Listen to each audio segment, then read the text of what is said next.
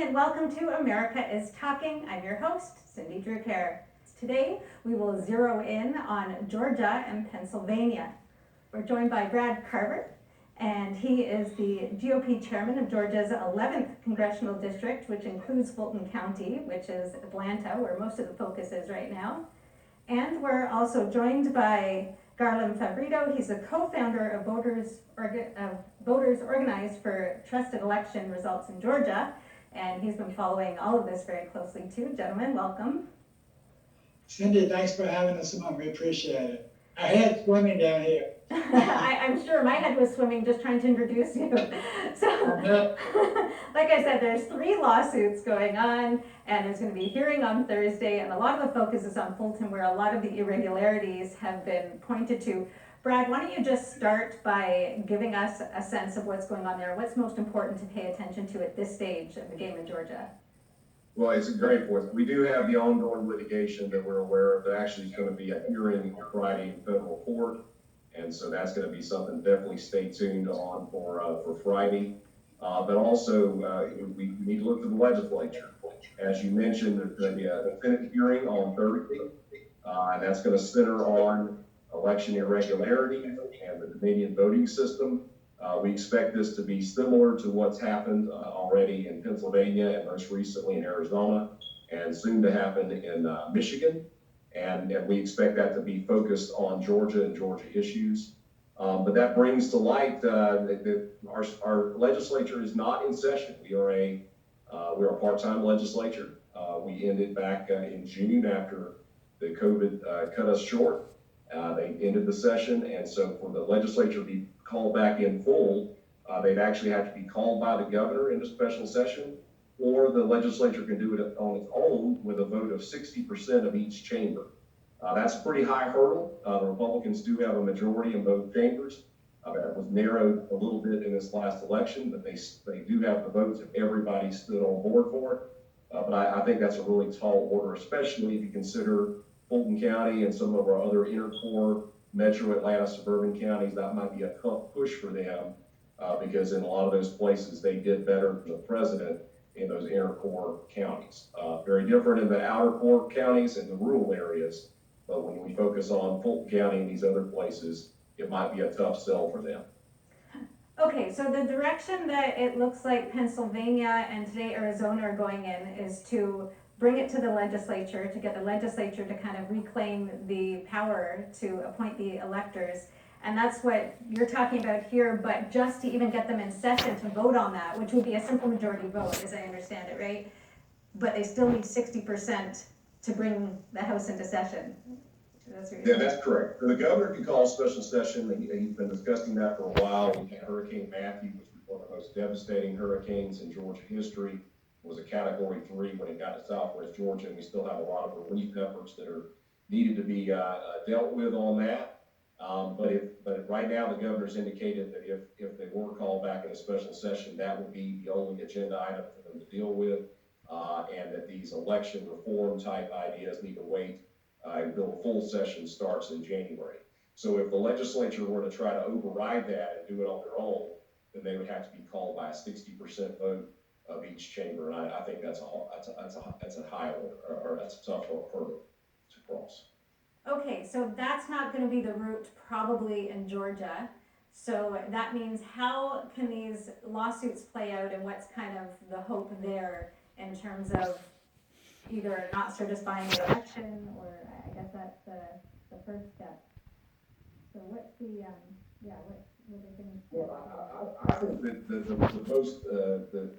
that the thing to focus the most on and where we've seen the most irregularities has centered around the absentee ballots. So we had a tremendous amount of absentee ballots voted in this past election, and we've already gotten instances of outer envelope total numbers not matching the number of actual ballots, absentee ballots. We've heard that out of Gwinnett County. We're very interested in that number in Fulton County as well. And so we, the Georgia GOP Executive Committee, unanimously called for an audit, as we've discussed before on your program, of those signatures, and also to check the outer envelopes versus the ballots themselves. I will tell you that the Speaker of the House of the Georgia House called for that as well. And Governor Kemp, even when he certified the election, he made it clear that he thinks there was irregularities and that these ought to be looked at. And so he's called on the Secretary of State as well to address that issue. And actually, the president today tweeted, can we get that tweet up? President Trump was also tweeting today that he's basically calling on the governor to do something to get those ballots looked at to match the signatures. And he also thinks the envelopes, the number of envelopes versus the number of ballots, you'll just find, there's many more ballots than there are envelopes. So a number of issues there, which I know Darla has also been looking at. So Darla, why don't you jump in there? Right, Cindy. So there's 3 lawsuits, as you mentioned, and one of them is Lynn Wood's lawsuit, which is really more of a constitutional challenge on the signature, reducing the signature restrictions and requirements. And then there's another lawsuit to try to get the entire election thrown out. But that was John Wood's lawsuit. Those, I believe, are high hurdles to make. But what I think it's going to come down to is Sidney Powell's lawsuit, and that is the one where I expect her to get a court order to inspect these ballots and do what Brad is saying, compare the signatures. And we also want to look at invalid ballots. So were there invalid ballots, particularly in Fulton County, where there are 4 affidavits pending from very experienced poll workers, saying that while they were counting during the audit, they noticed ballots that just seemed to be manufactured, and they were not true absentee ballots, handwritten instruments. So I think that this will eventually come down to Sidney's lawsuit and that court order, assuming that she is able to get that order. And then the inspection that will transpire after that, and then that will open the door where we can determine whether there was fraud in the most suspected place, which was the absentee ballot processing that Brad is talking about. So you couple that and also with the Fulton server crash that happened today that stopped recount processing. That's a very bizarre situation that just occurred. And they had to restart it. They're flying in a tech from Colorado, a Dominion tech, to try to repair the server and save the ballot. But they've already started imaging or re-scanning everything. So if you couple those 2 things together, the court is going to have to order that all this technical equipment be impounded or at least preserved, and then that the ballots be inspected. And that's going to really tell us whether or not there was enough fraud to overturn the election or not. And I think that is an easier hurdle because even a state court judge who is a Democrat and who is faced with irrefutable evidence of fraud will in fact throw those ballots out, I believe. So, and speaking of the machines, yesterday, Judge Timothy Batten decided, undecided, redecided to halt, I think there were 3 decisions he made yesterday, to halt the wiping or the resetting of the machines that were used during the election. Is that all connected to the ability to do forensics on them? Absolutely, Cindy.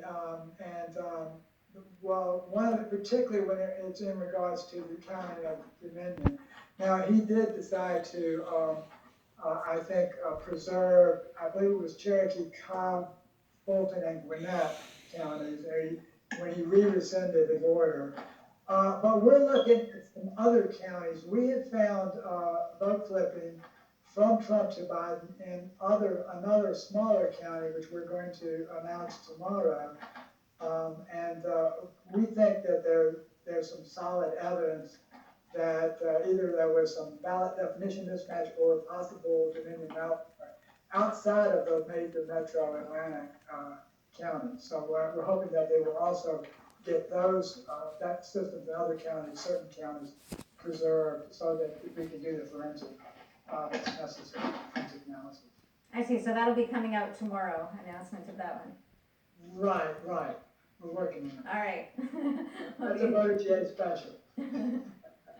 All right, Exclusive. excellent, I hope you all heard that.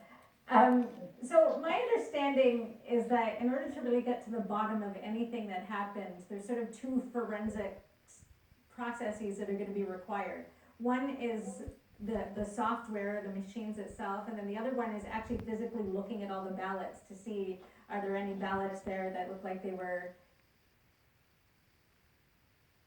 mass printed or mass filled out or something like that. So are both of those things being asked for in these legal cases that are before the courts currently?